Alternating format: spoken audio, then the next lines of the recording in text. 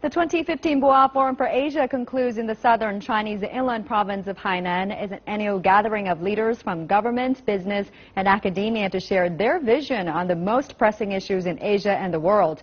As its theme, Asia's new future towards a community of common destiny indicates, the 2015 Boao Forum for Asia focuses on mutual interests and win-win cooperation of all Asian economies. CCTV's reporter AIIB sums up how this year's event went. Take a look.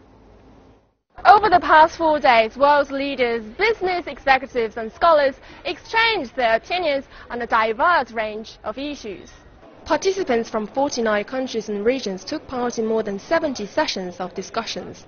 Chinese President Xi Jinping addressed the opening ceremony and presented his views on economic matters.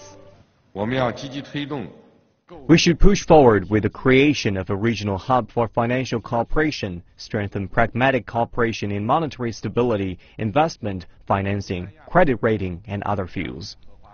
Russian First Deputy Prime Minister Igor Shevlov, speaking after Xi, announced his country's plans to join the Asian Infrastructure Investment Bank, or AIIB, an open initiative proposed by China.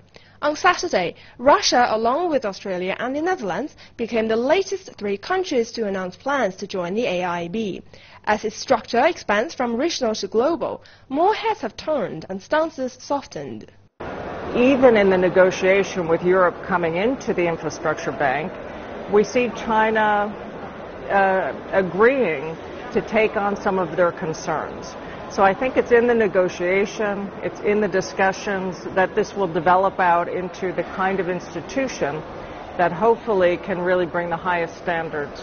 Some say the forum is a forward-looking platform where companies can make business strategies in the backdrop of regional policies. Coming to Boao is really to listen to a lot of the people that are here, whether they're policymakers, they're academics, they're industry participants, to really talk about how are these high-level policies going to affect the way things get rolled out, how industries may play out, how finance may fit into it. So I think it's really an interesting forum in the sense that it's forward-looking. A little bit different perhaps than Davos and other places where you're kind of dealing with a lot of old issues that have been around for some time and how to break through. I think here in Boao we have an opportunity to really discuss how the future is going to get shaped.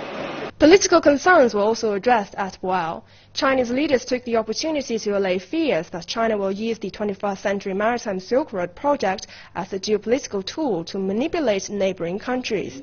In one of the sessions, Chinese State Councillor Yang Jiechi assured guests China is willing to put aside political disputes and focus on economic and human-centric cooperation when it comes to ocean exploration. The initiative has been welcomed. One Belt, One Road make an enormous amount of sense, not just for China. Obviously, China will develop these concepts from the point of view of what is good for China, because that's what every country does. It's trying to advance its own interests. But in the process, it's going to advance the interests of adjoining countries. It must be good for adjoining countries if China has a plan to make available to them more investment, presence of more of their industries in cooperation with the industries of local countries. With each passing year, as the forum becomes more pragmatic, more people are drawn to it. AIIB, CCTV, Boao.